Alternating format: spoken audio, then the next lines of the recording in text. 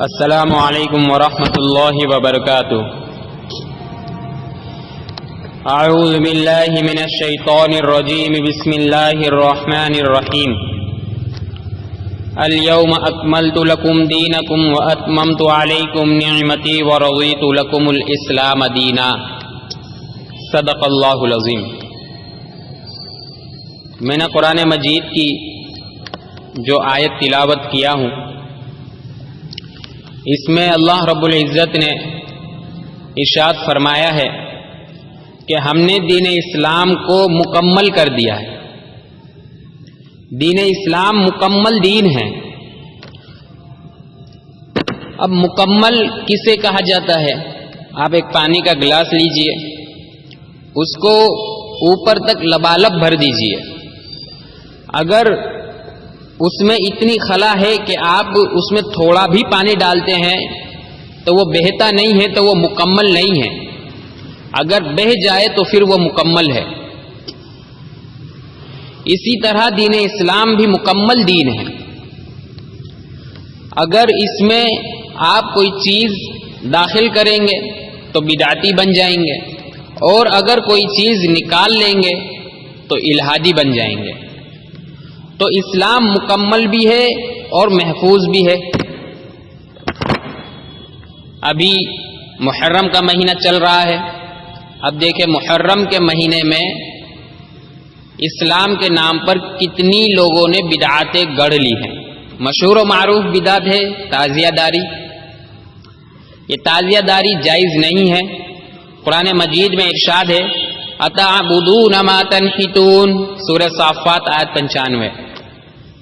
کیا تم ایسی چیزوں کی عبادت کرتے ہو جس کو خود ہی تم نے تراشا اور بنایا ہے؟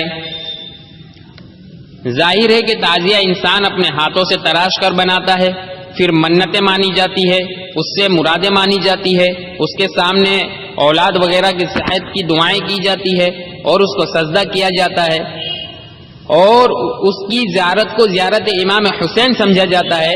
میرے بھائیو، یہ سب باتیں روح ایمان اور تعلیم اسلام کے اعتبار سے ناجائز ہے۔ یہ بات میں اپنی طرف سے نہیں کہہ رہا ہوں۔ اعلیٰ حضرت مولانا احمد رضا خان صاحب نے ایک رسالہ لکھا تھا، رسالہ تعزیہ داری۔ اس رسالے کا صفحہ نمبر 23 اسکرین پر موجود ہے۔ دیکھیں وہاں پر کیا فتویٰ دیا گیا ہے۔ سوال کرنے والے نے سوال کیا، کیا فرماتے ہیں علماء دین اس مسئلے میں کہ تعزیہ بنانا کیسا ہے اور اس پر شیرنی وغیرہ چڑھانا کیسا ہے؟ جتنا مقصد ہے اتنا ہی میں پڑھ رہا ہوں۔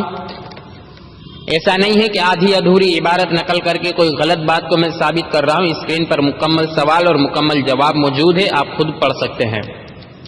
تو اس کے جواب میں اعلیٰ حضرت نے دیکھیے کیا جواب دیا ہے۔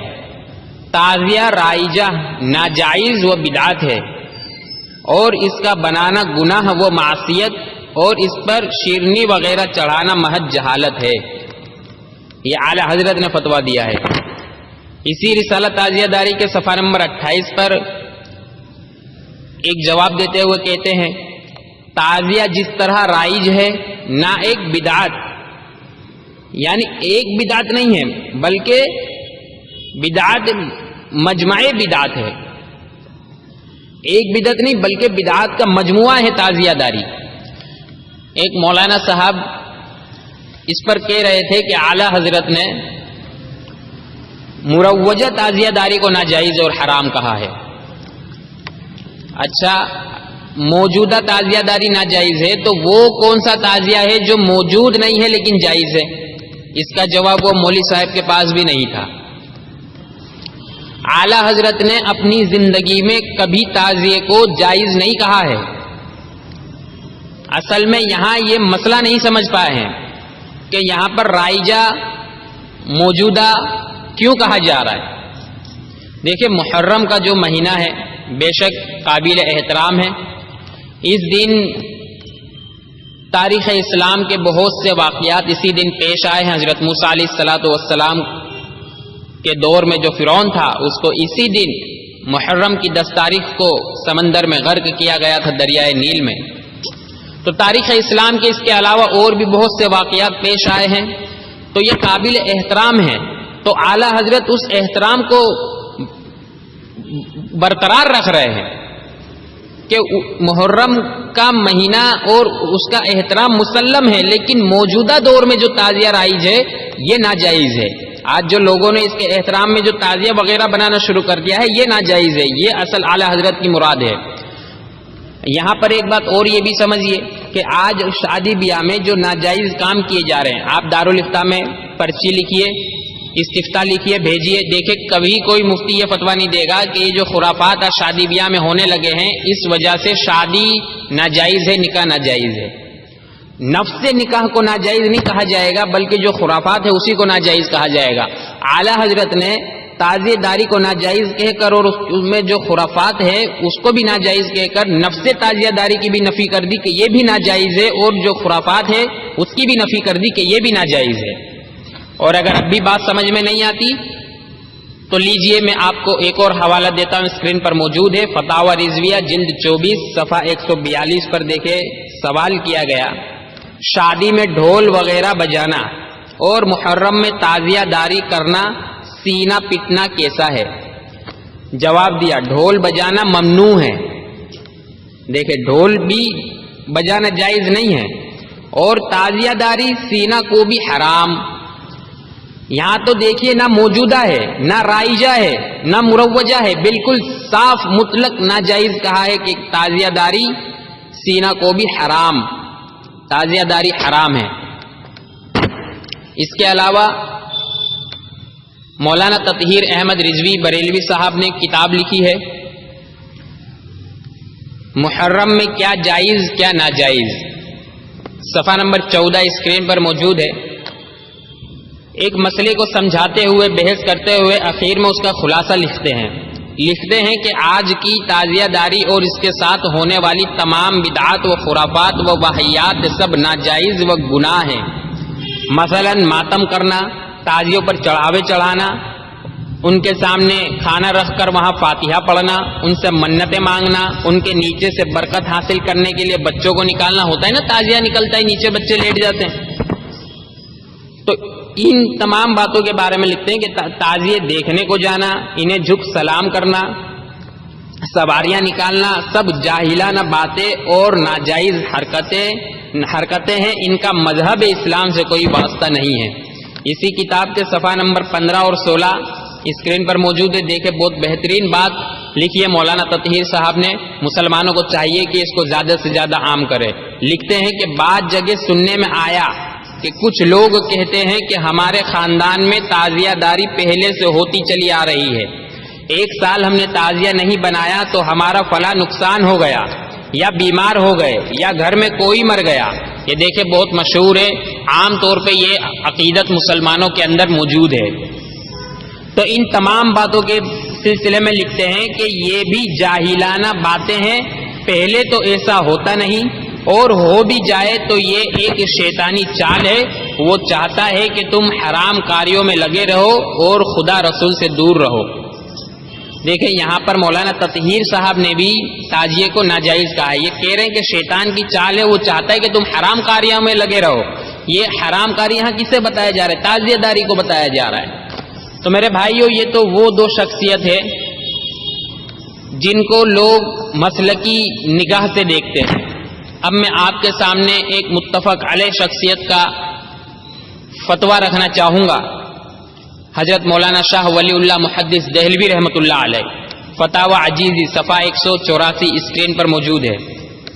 سوال کیا گیا کیا فرماتے ہیں علماء اہل سنت والجماعت اس مسئلے کے دربارہ تعزیہ داری عشر محرم اور بنانے ذراحی و صورت قبور و علم وغیرہ کے شرعاً کیا حکم ہے؟ جواب دیا تعزیہ داری جو عشر محرم الحرام میں معمول ہے اور بنانا ذراحی و صورت قبور وغیرہ کا درست نہیں. تو یہ متفق علیہ شخصیت ہے، یہ بھی ناجائز درست نہیں ہے. بتا رہے ہیں کہ تعزیہ داری ناجائز ہے، درست نہیں ہے. تو میرے بھائیوں تعزیہ داری اسلام میں ہرگز جائز نہیں ہے. یہ تعزیہ داری کہاں سے شروع ہو گئی؟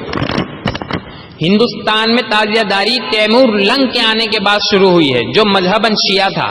اور پورے عالم کو فتح کرنا اس کا خواب بن گیا تھا. فارس، افغانستان اور روس کے کچھ حصے کو فتح کرتے ہوئے جب تیمور لنگ سن 1398 عیسوی کے دوران ہندوستان آیا اور اس کے ساتھ کئی لاکھوں کی تعداد میں فوجیں تھی. اس وقت ہندوستان میں دہلی میں محمد بن تغلق کی حکومت تھی. اس سے جنگ کیا اور فتح حاصل کی، اور فتح حاصل کرنے کے بعد اس نے اپنے آپ کو شہنشاہ ہونے کا اعلان کیا. اور وہ مذہباً شیعہ تھا تیمور لنگ، اور محرم میں ہر سال عراق کو ضرور جایا کرتا تھا، لیکن بیماری کی وجہ سے ایک سال نہیں جا سکا. تو تیمور لنگ کو بادشاہ کو خوش کرنے کے لیے درباریوں نے کچھ لوگوں کو وہاں جمع کر کے عراق کے کربلا میں حضرت حسین رضی اللہ عنہ کی قبر کی نقل بنانے کا حکم دیا اور اس کو تعزیہ کا نام دیا گیا. تو پہلی مرتبہ 801 ہجری میں تعزیہ بنا اور ہندوستانی شہنشاہ تیمور لنگ کے جو محل کے احاطے میں رکھا گیا، اور 800 سال تک جو ہندوستان تعزیے سے واقف نہیں تھا تو وہ پہلی مرتبہ وہ ہندوستان کے اندر تعزیے جیسی بدعتی رسم سے واقف ہوا. لیکن اب دھیرے دھیرے جس طرح لوگوں میں واقفیت بڑھ رہی ہے، لوگ اس تیموری ایجاد اور بدعات سے بچ رہے ہیں. ابھی دیکھیں میرے بھائیوں، یہ گنیش چترتھی آنے والی ہے، جہاں ہمارے ہندو بھائی گنپتی بٹھاتے ہیں اور اس کے اوپر لڈو چڑھائے جاتے ہیں، منتیں مانگی. وہاں پر بھی یہی سارا کام ہوتا ہے، منتیں مانی جاتی ہے. تو جب ہندو بھائی گنپتی بٹھا کے یہ سارے کام کرتے ہیں تو یہی لوگ جو تعزیے پر یہ سارا کام کر رہے ہیں، اس کو سجدہ کر رہے ہیں، منتیں مانگ رہے ہیں، اس کے اوپر ناریل چڑھا رہے ہیں، تو یہی لوگ ہندو بھائیوں کو کہتے ہیں کہ پکے کافر ہیں، اور تم یہی کام تعزیے پر کرو تو تم پکے مسلمان ہو. تو آپ سوچئے، وچار کیجئے کہ جو کام تعزیے پر کیا جا رہا ہے کیا وہ گنپتی پر نہیں کیا جا رہا ہے؟ اگر ایک مسلمان تعزیے پر یہ سارے کام کر کے جنت میں جا سکتا ہے تو ایک ہندو کیوں نہیں جا سکتا ہے؟ لیکن یہ تعزیہ داری بھی ناجائز ہے، یہ بھی بدعت ہے، یہ بھی شرک ہے، اور گنپتی کو ایشور مان لینا، اس کے سامنے جھک جانا، یہ بھی ناجائز ہے. اگر ایک مسلمان منت مانگ رہا ہے، اس کے اوپر ناریل چڑھا رہا ہے، تعزیے کے اوپر سجدہ کر رہا ہے، اور ایک اسی جگہ ہندو بھائی گنیش چترتھی کے دوران وہ گنپتی بٹھا رہے ہیں، اس کے اوپر لڈو چڑھا رہے ہیں، اس کو حاجت روا مان رہے ہیں، شری گنیشائے نمہ کہہ کر اس کے سامنے نمن کر رہے ہیں، تو وہ پکے کافر ہیں، وہ جنت میں نہیں جائیں گے. لیکن میرے بھائیوں، وہ جو کر رہے ہیں وہ بھی غلط ہے، اور یہ جو کر رہے ہیں یہ بھی غلط ہے. ہمارے ہندو بھائیوں کو بھی سوچنا چاہیے. بات تو مسلمانوں کو بڑی کڑوی لگ رہی ہوگی، لیکن بندے کو اس کی پرواہ نہیں ہے کون خوش ہوتا ہے اور کون ناراض ہوتا ہے. کیونکہ کسی کے ناراض ہو جانے سے دین کا مسئلہ نہیں بدل جاتا، شریعت کا مزاج نہیں بدل جاتا، اور ہم نے حق کو بیان کرنے میں کبھی کسی کا چہرہ نہیں دیکھا. ہمارے ہندو بھائیوں کو بھی سوچنا چاہیے. گنیش چترتھی کے اندر جن کی مورتی بنائی جا رہی ہے گنیش جی کی، آپ شیو پران اٹھا کر کے دیکھیے. شیو پران اسکرین پر میں نے مختصر حوالے رکھ دیے ہیں کیونکہ کتھا بڑی لمبی اس کے اندر آئی ہے. پرشٹ نمبر 336 سے اگر آپ اس کو پڑھیں گے شیو پران کو، تو وہاں پر لکھا ہوا ہے کہ ایک پاروتی جی نہا رہی تھی تو ان کے بدن سے جو میلو کچیل نکل رہا تھا اسی سے انہوں نے پتلا بنایا اور اس کا نام رکھ دیا گنیش. پھر بہت سی اس کے اندر باتیں آئی ہیں. پھر شنکر جی آتے ہیں، گنیش آگے کھڑے ہو جاتے ہیں، شنکر جی کو اندر داخل نہیں ہونے دیتے. شنکر جی اپنی تلوار نکالتے ہیں، مارتے، گردن پہ الگ گر جاتی ہے گردن، اور دھڑ الگ گر جاتا ہے. پاروتی جی کو پتا چلا، پاروتی جی آتی ہیں، شنکر جی سے ضد کرتی ہیں کہ واپس سے جیوت کرو، جیون پردان کرو. شنکر جی جہاں ممکن ہوتا تھا وہاں پر انہوں نے گنیش کی گردن کو تلاش کر لیا، لیکن گردن کہیں نہیں ملی. ایسے میں ایک ہاتھی آ رہا تھا، اس کا سوڑ کاٹ دیا. اب دیکھیں یہاں جیو ہتیا سدھ ہو گئی. تو ہاتھی آ رہا تھا، اس کا سوڑ لگا دیا اور دوبارہ سے جیوت کر دیا، جیون پردان کر دیا. اور صرف جیوت ہی نہیں کیا بلکہ اتنا اتم ور بھی انہیں پردان کیا گیا کہ شیو پران کے اندر لکھا ہوا ہے کہ سب سے پہلے گنیش کی پوجا کرو. اگر گنیش کی پہلے پوجا نہ کی گئی اور کسی دوسرے کی پوجا کی گئی تو اس پوجا کا جو پھل ہوگا وہ نشٹ ہو جائے گا، وہ پوجا کا پھل نشٹ ہو جائے گا. تو میرے ہندو بھائیوں کو اس کے اوپر وچار کرنا چاہیے کہ ایشور کون ہے. جس کا شریر ہو وہ ایشور نہیں ہو سکتا ہے, جو جسم رکھتا ہو وہ ایشور نہیں ہو سکتا ہے, جس کے ماتا پتا ہو وہ ایشور نہیں ہو سکتا, جو جنم لیتا ہو وہ ایشور نہیں ہو سکتا, جو مرتا ہو وہ ایشور نہیں ہو سکتا. نہ تسیہ پرتیماستی, ایشور کی تو کوئی پرتیما ہی نہیں ہے. لیسا کمثلہ شیء, اللہ کے مثل کوئی چیز ہے ہی نہیں, ایشور وہ ہے. تو اس لیے قرآن اور حدیث کی روشنی میں مسلمانوں کو چاہیے کہ اس تازیہ داری کو اس کے میزان پر اس تولا جائے, اور ہمارے ہندو بھائیوں کو بھی چاہیے کہ شاستروں کی روشنی میں اس گنیش چترتھی کو بھی ٹٹولا جائے, جیسا کہ گیتا کے 16ویں ادھیائے کے 23ویں شلوک میں کہا گیا ہے, یہ شاستر ودھی متسرجے ورتتے کام کارتہ نہ سدھی موا پورنوتی نہ سکھم نہ پرام گتی, کہ جو منشیہ شاستر ودھی کو تیاگ کر اپنی من اچھا سے چلتا ہے تو وہ دنیا میں بھی ناکام ہو جاتا ہے اور مرنے کے بعد بھی وہ ناکام ہو جاتا ہے. تو اس لیے دھرم شاستروں کی روشنی میں ہر کام کو ہمیں پرکھنا چاہیے, دیکھنا چاہیے, صحیح ہو تو مان لیا جائے, غلط ہو تو تیاگ دیا جائے. اللہ تبارک و تعالی شاستروں کے انوسار زندگی گزارنے کی توفیق عطا فرمائے. وآخر دعوانا ان الحمد للہ رب العالمین.